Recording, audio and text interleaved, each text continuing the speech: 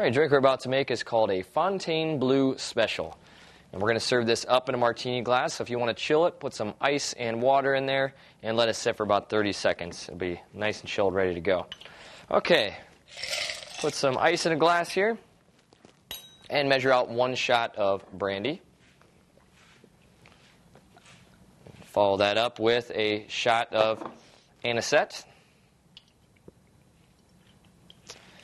And next we'll add a 1/2 ounce of dry vermouth.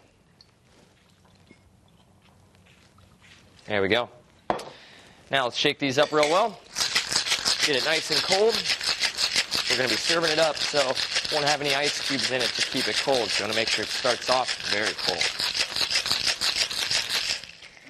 That'll do. Get a martini glass and a strainer, and go ahead and pour it in. There we go. That is a Fontainebleau Special. Bottoms up.